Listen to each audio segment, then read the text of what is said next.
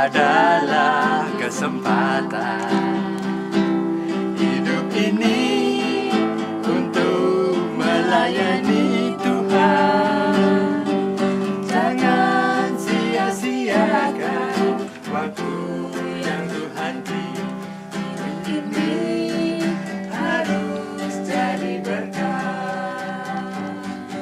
Oh Tuhan, pakalah hidupku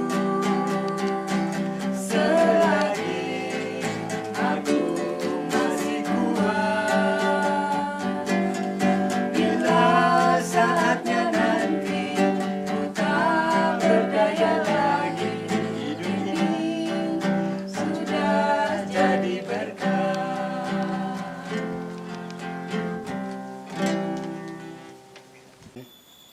Selamat sore, selamat berjumpa kembali di dalam PA online kita pada saat ini. Kita dengar lagu kita tadi tentang hidup ini adalah kesempatan. Dan sore hari ini adalah kesempatan kita untuk kembali membaca, merenungkan, dan membahas firman Tuhan. Mari, sebelum kita membahas firman Tuhan, kita berdoa. Mari kita berdoa. Kami boleh bersyukur pada saat ini Tuhan, ketika kami boleh bersama-sama bertemu di dalam pemahaman Alkitab online pada saat ini. Biarlah dengan pertemuan kami secara online ini, kami boleh bersama-sama merenungkan, membahas, dan sekaligus juga melakukan kehendak-Mu. Berfirmanlah Tuhan, hamba-Mu semua siap untuk membahas dan merenungkan firman-Mu. Di dalam nama Tuhan Yesus, firman yang hidup, kami berdoa. Amin. Minggu kemarin kita berbicara tentang kembali menjadi fitrah Tuhan.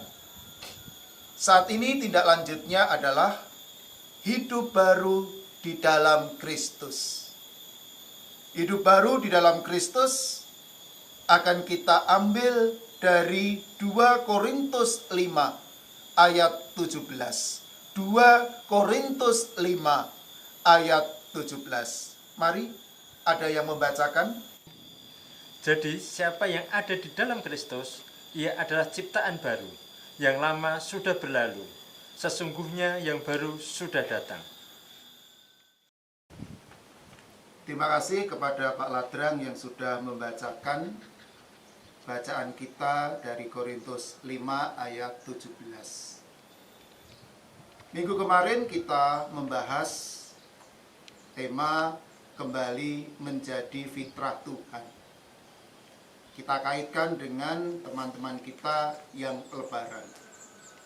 Saat ini kita juga akan membahas dikaitkan dengan Hari Raya Idul Fitri, Lebaran, mereka menjadi manusia baru, dan kita pun juga membahas hidup baru dalam Kristus.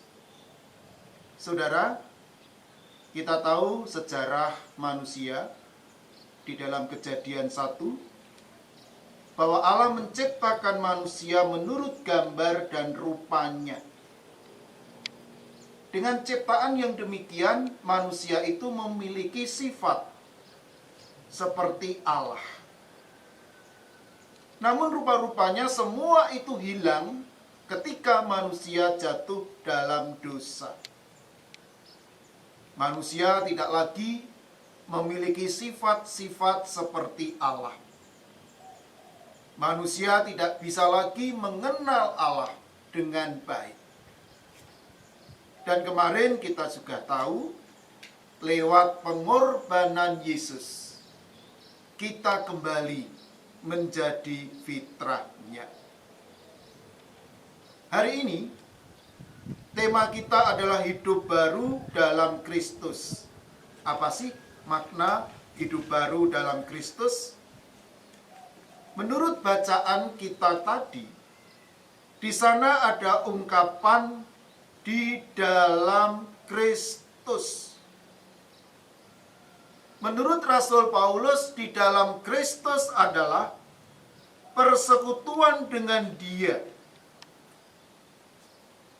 Jadi rupa-rupanya di dalam Kristus berarti adanya persekutuan dengan Kristus.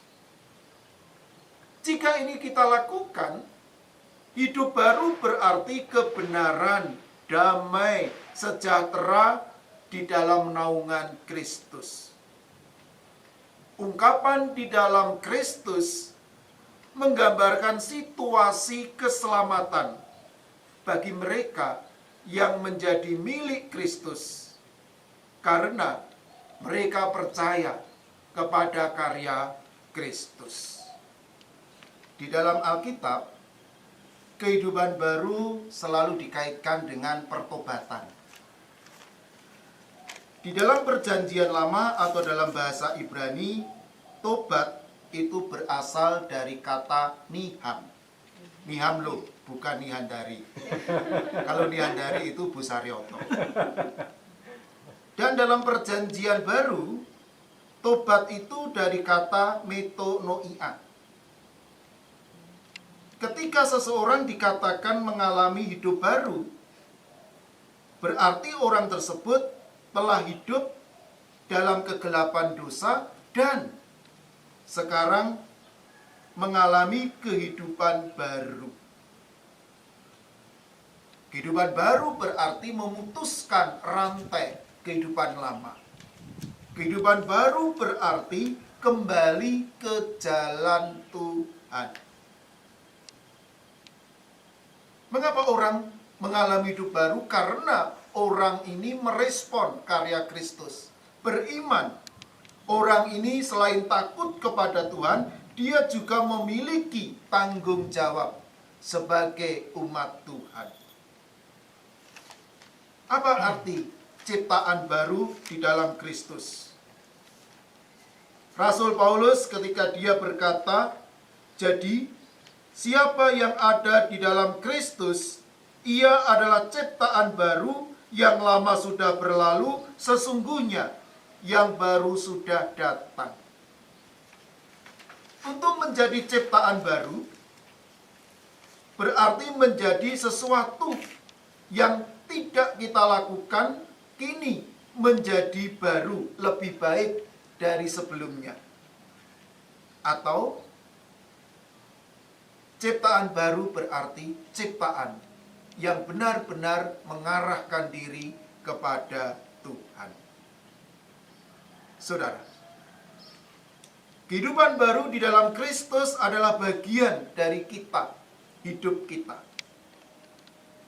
Ingat, Tuhan itu memberikan kepada kita potensi yang tidak terbatas sebagai gambar dan rupa Tuhan. Namun dengan potensi yang luar biasa ini, Tuhan juga memberi kita kebebasan untuk memilih. Jadi pada dasarnya kita ini diberi potensi luar biasa, tetapi sekaligus kita bebas menentukan pilihan kita. Apakah kita ingin menjadi seperti Kristus? Atau kita tidak mau? Itu tergantung dari kita. Tetapi ingat, kehidupan baru di dalam Kristus tidak datang secara otomatis. Jadi ketika kita ini menerima Kristus, tidak otomatis kehidupan baru itu ada secara 100%. Melainkan harus tetap kita upayakan. Disinilah pentingnya kita ini selalu memperbarui iman kita. Pentingnya kita bersekutu, pentingnya kita membaca firman, pentingnya kita berdoa, pentingnya kita akrab dengan Tuhan. Supaya kehidupan baru semakin hari semakin lebih baik, sehingga egosentris kehidupan kita berubah menjadi kehidupan yang selalu berpikir tentang Kristus. Ingat, kedatangan Tuhan Yesus ke dunia tidak lain adalah memulihkan ciptaan. Jika Adam yang lama membuat kita ini berdosa, Adam yang baru di dalam Kristus membuat kita ini memiliki persekutuan yang indah dengan Tuhan. Di dalam Tuhanlah manusia menjadi baru dan mengenal Allah dengan benar. Wujud hidup baru salah satunya adalah menunjukkan buah kasih. Dan itulah hidup baru di dalam Kristus. Hidup yang membuahkan kebaikan bagi siapapun. Amin. Baik, ada yang bertanya tentang materi kita tentang hidup yang baru ini? Saya Pak, mau bertanya. Ada apa Mas Durkas? Jadi kan Pak Tony tadi menyebutkan hidup baru dalam Kristus. Nah, berarti kan kita harus berubah 180 derajat kalau begini.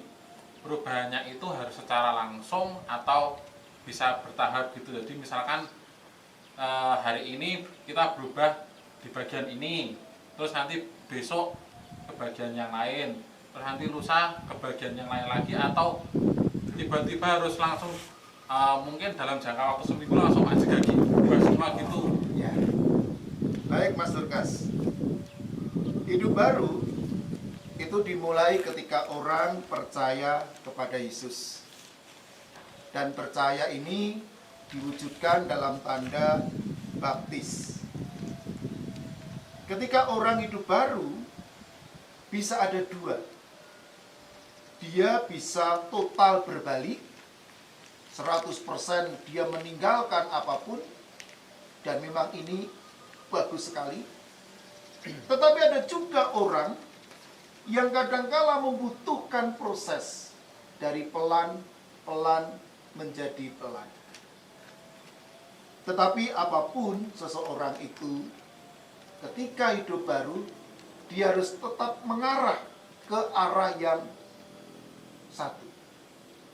Jadi kalau saya percaya kepada Kristus, ya terus percaya. Baik dia bisa memperbaiki diri, atau terus-menerus dia bertobat. Itulah sebabnya mengapa dalam sebuah kehidupan baru, orang itu membutuhkan waktu. Saya yakin setiap orang hidup baru itu tidak 100% atau 180% berbalik arah, meskipun ada. Tetapi ada juga orang yang butuh proses.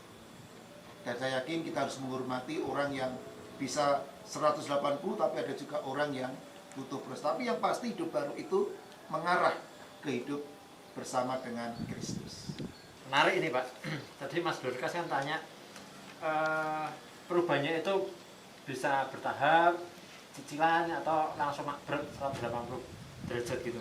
Nah, berarti perubahan hidup baru itu permanen gitu Pak. Kalau sudah hidup baru ya hidup baru, lahir baru itu seperti itu. Ya, begini Pak Ladrang. Hidup kita ini sebuah misteri.